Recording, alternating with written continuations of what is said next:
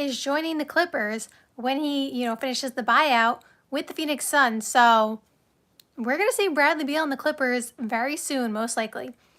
And I do want to talk a little bit about the potential expansion, or maybe not happening so soon, in the NBA, because there is a lot to discuss there. So first, let's talk about, obviously, Bradley Beal being bought out and going to the Clippers, because that is probably the biggest breaking news of the day. So if you watched my live streams, you know that I was talking about maybe a few days ago or so when the Norman Powell trade happened. I said, I am a fan of Norman Powell. I have said on this channel, like, throughout the year, I thought he should have been an all-star. So he was very important to the Clippers, and his value is very high. Like, Miami got a steal in that trade for getting Norman Powell for what they had to give up. So shout out to Miami for that. But besides that, I said the Clippers, I feel like they have some kind of inkling, or they just feel really good that when Bradley Beal gets bought out, which we knew was going to happen at some point, that he was going to go to the Clippers. Because I said, I feel like they don't trade Norman Powell if they think that Bradley Beal is not going to the Clippers. Now, obviously, there's no guarantee. We don't know what goes on behind closed doors, right? So, like, could Bradley Beal have been bought out and chose a different team? Absolutely. But to me, I just felt like, I don't know. I just feel like there's no way they trade Norman Powell if they don't feel confident that they're getting Bradley Beal. And so I said that in the live stream, and it wasn't that there was any report that came out or anything that said that that Bradley Beal was definitely going to the Clippers after the Norman Powell trade. That was just my gut feeling. And so what happens? Norman Powell gets traded, Bradley Beal gets bought out, and now he's going to the Clippers. So my instincts were correct there. So now you have a lineup where you have James Harden at the point guard, you have Bradley Beal at the 2, you have Kawhi at the 3, John Collins at the 4, and then Zubac at the 5. And the Clippers, listen, I say this all the time about the Clippers. No, they haven't won a championship. They have not reached their ultimate goal. But one thing about the Clippers is that they figure out, even with limited resources, like, they figure out how to put these teams together. And it's really incredible because, like, they don't have really many assets, many picks every single year, especially after, trading for Paul George and then making these additional trades, throughout these, few years. And so every time you think that they're out of moves, they figure out a way to get another player. It's just incredible how they do it. So obviously Norman Powell is a valuable player, but I'm just saying, like, would you have thought that they would get John Collins? I mean, probably not. Like, I know there is a varied opinion on how good John Collins is, but he's still a good player. The fact is, they somehow still always add good players to the roster. And it's something to just, like, it speaks very highly of their front office that they just keep getting all these deals done. So anyway, so you got a pretty nice starting lineup, and they got depth like they always do. They always have a nice looking roster. So Bradley Beal will definitely be a good addition to the team. Of course, his health is a concern, as it has been in recent years. I think Bradley Beal playing alongside James Harden is, like, one of the best things for him, because the thing about Bradley Beal is, like, I feel like he plays best when he's alongside a pure-ish point guard, like someone who is not only willing to pass the ball, but someone who is, I don't want to say designed to pass the ball, but kind of like that is what they're really, really good at. Because if you remember, when he was on the Wizards, some of his best basketball, of course, was played when, he was with John Wall, but of course, that's when they both were in their prime.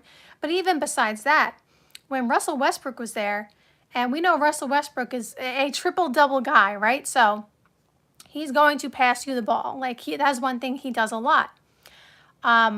So when Russ was there, that was when Bradley Beal was averaging like 31. Like, he played very well off Russ.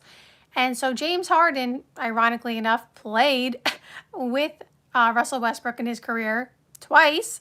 So he knows him very well. But James Harden, we know, as incredible and as gifted as a scorer as he is also a really, really, really good passer. And his ability to kind of transition, I want to say, like, from, because obviously when he was with the Rockets, he was like super, super score first. Now he would obviously pass the ball. Him and Clint Capella had the pick and roll, down pat. Like their pick and roll was crazy.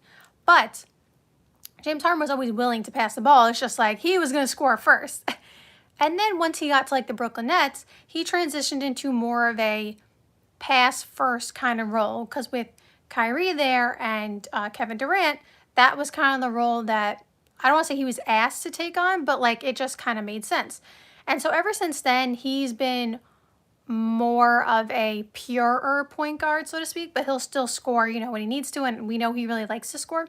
So I say all that to say, James Harden will get you 10 assists a night, right?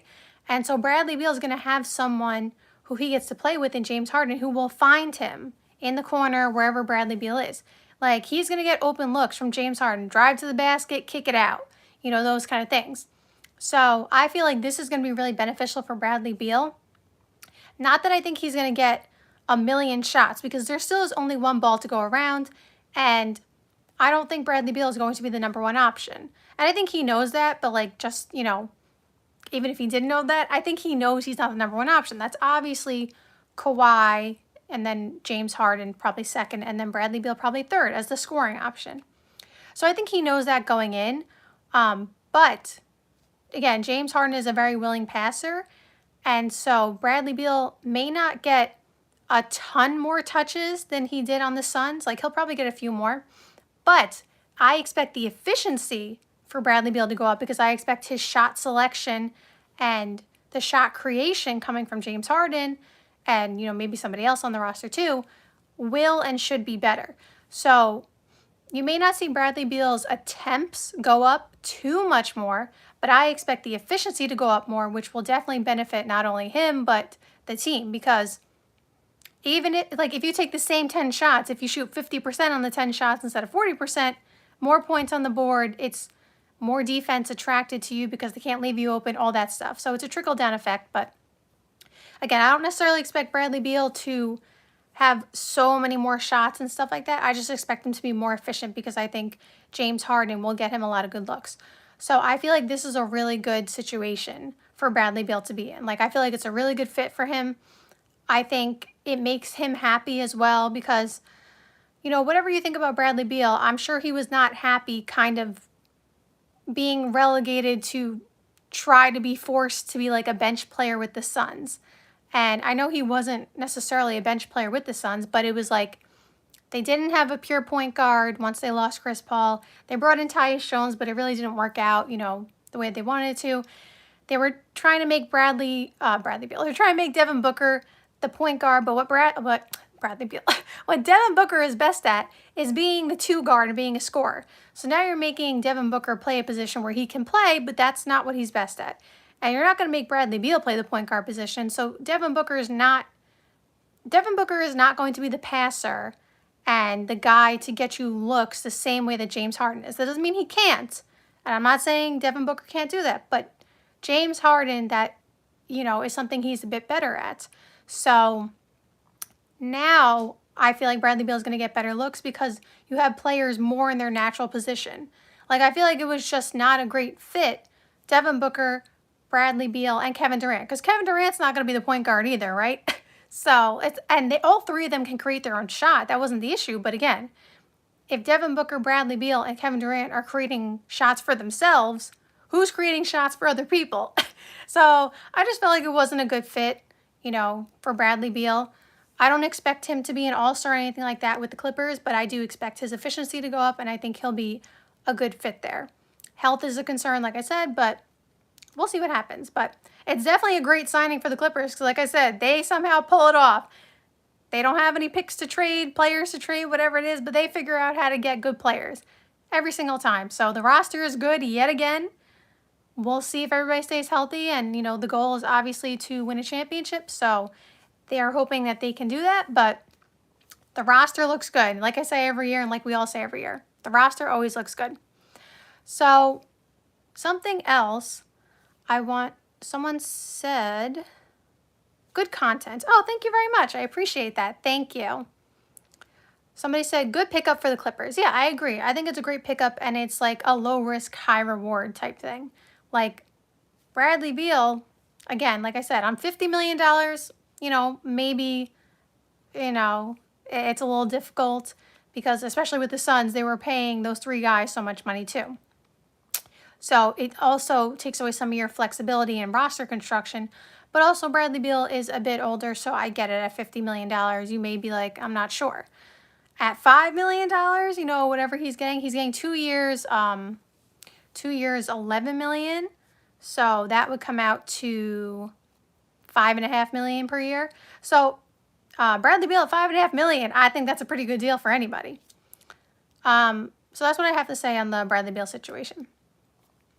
So I want to talk a little bit about expansion and, teams being sold and stuff like that, because it is something that's kind of happening around the league that is talked about and it's being put in the news, but it's also kind of falling behind the scenes.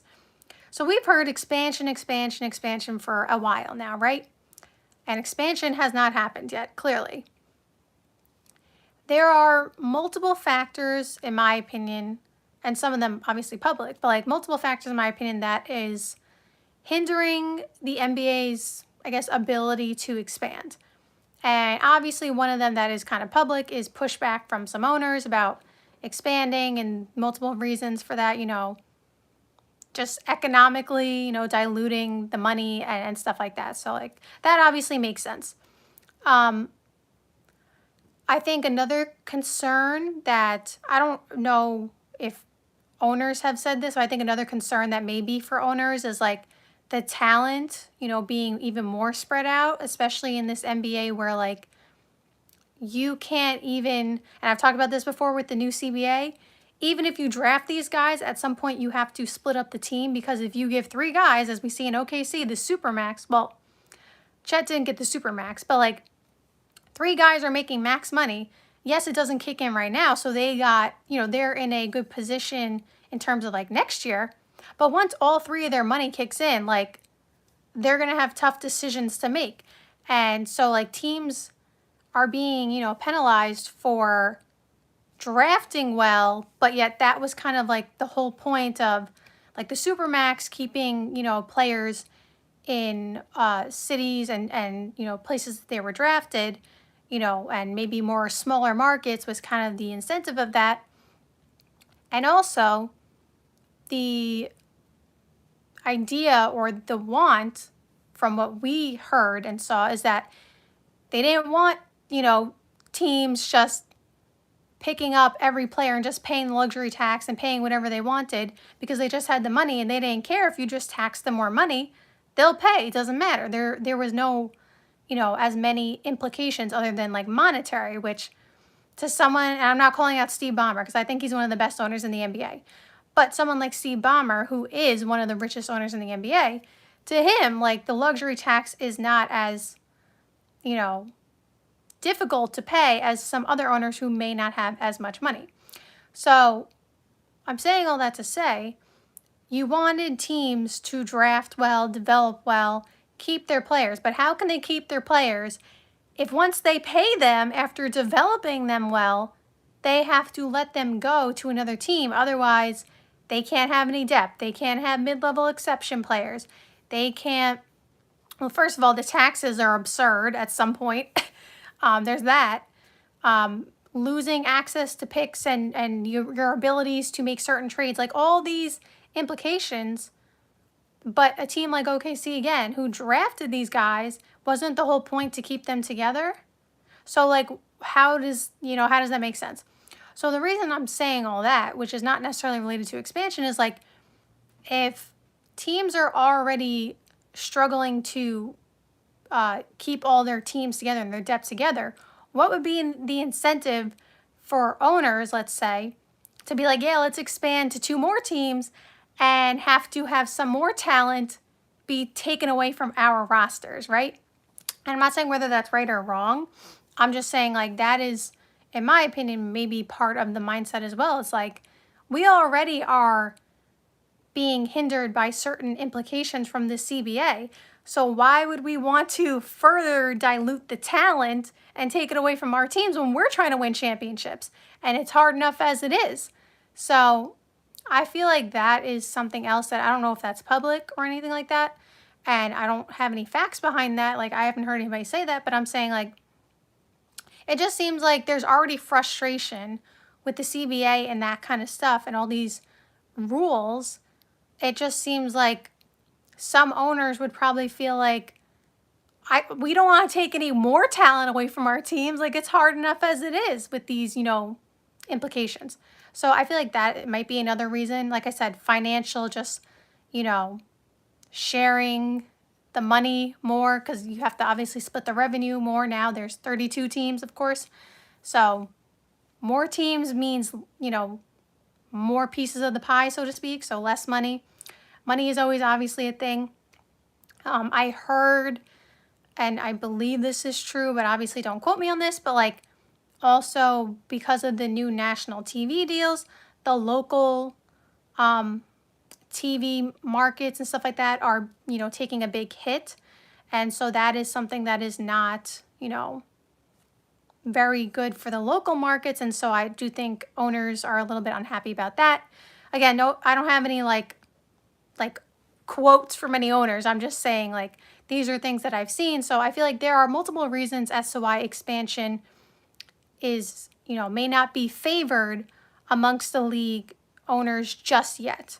Maybe soon it'll, be a little different, but for right now, I feel like with this new CBA, I feel like no one wants to, do any kind of major move like that until they figure out how to create loopholes in the CBA so that they can build the teams the way they want to again and stuff like that.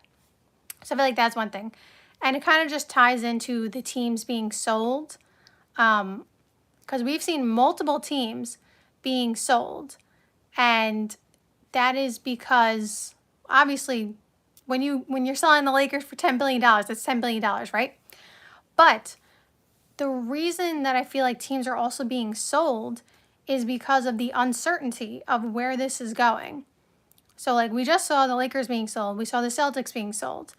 I feel like the Lakers was a little bit different, though. I don't feel like they were sold because of uncertainty. I feel like it was just kind of like a really tough, financial decision, because they're bringing in an owner who, has the, I hate saying this, but has like so much financial resources that maybe the Lakers, weren't able to pay, so to speak. Like, you know what I'm trying to say? Like, I'm not trying to be mean. I'm not trying to, talk down on their money or anything like that. But like, obviously they're bringing in a wealthier owner, so they have the resources to expand in certain areas financially. Fine, fair enough. Okay. So I feel like that was more so like for the Lakers. So they may be a one-off team. But I do feel like we see all these selling, like the Blazers are, up for sale and stuff like that. And we've seen the Hornets were sold recently and the Mavericks were sold recently. And I feel like a lot of it is just because of the uncertainty, like the frustration with the CBA and, not knowing how we can keep all these guys. Don't know if expansion is coming, but I don't know, again, how favorable that is amongst owners. And I'm not trying to speak for owners because, again, I haven't spoken to any owners. But I just feel like it's all related. I just feel like there's a lot of frustration, probably amongst players as well. I just feel like there's a lot of frustration, going around right now for a variety of reasons, and some of them that I have no idea about, of course, because there are plenty of internal things that are happening in the NBA that we don't, we are not privy to that information. But I feel like until this new CBA is figured out in a way where everybody feels much better about it and they're happier, then I feel like other things will start to happen. Like, I feel like then expansion will start to happen. That's just my opinion. I don't have any facts behind that, or not even facts. I won't say not facts, but like, I don't have any, like, again, quotes from Adam Silver or the owners, stuff like that. I haven't talked to any of the owners, obviously. I don't have connections to them. But I'm just saying, I feel like from an outsider looking in, it just feels like there's just a lot of pushback from other things, and that is kind of what's holding things back. So thank you guys so much for watching this live stream. I hope you enjoyed, and see you soon. Bye.